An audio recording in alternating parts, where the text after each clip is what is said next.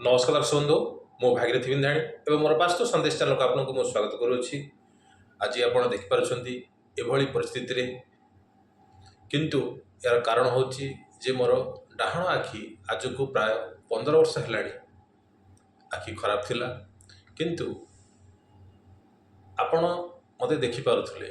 किंतु मु आपण सम्मुखरे मध्य होई से ज्योतिष हो किंबा आपनकर वास्तु हो तापर आपनको आलोकपात करथली किंतु चाषुष विद्या बल अर्थात ज्योतिषर अच्छी चाषुष विद्या बल मोर आखि को मध्य मुझे चेष्टा कर बहुत चेष्टा कर 15 वर्ष या भर अतिवाहित हो जाए किंतु डॉक्टर परामर्श क्रमे डॉक्टर कहले जे आप ऑपरेशन नित्यांत जरूरी अटे आप ऑपरेशन कर दिंतु किंतु से समय टेक्नोलोजी अभाव थिला जो ऑपरेशन की डोलार ऑपरेशन आखिर डोलार ऑपरेशन जोटा कि ट्रांसप्लांट कहते आम ट्रांसप्लांटेशन तो से भाया अस्त्रोपचार गतकाली सफल होती आ सफल होती आपण भल पाइबा आपणकर आशीर्वाद प्राप्त जो यू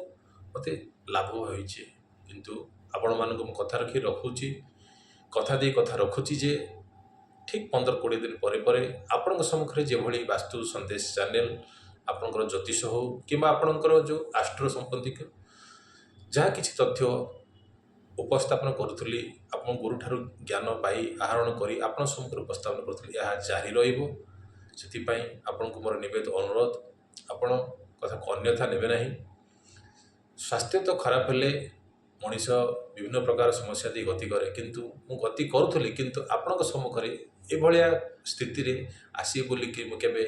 भाबी नथिली किंतु शेष रे कहि रखे जे जहाँ भी किछि हबो हमें कोन साइंस अर्थात विज्ञानर सहायता नवाक पड़ो आप जहाँ भी किसी करूँ कौन जे आप जहाँ भी किसी रोग हो कि जहाँ किसी व्याधि हो कि ताकू कौन करेंगे आप परीक्षा करेंगे आप आयुर्वेदिक हो कि होमियोपैथिक हो कि एलोपैथिक द्वारा आप ट्रिटमेंट हो पारे कहीं या भी आपण सम्मुखें वीडियो उपस्थापना कर सारी किसी एपिसोड तो रही नमस्कार जय जगन्नाथ।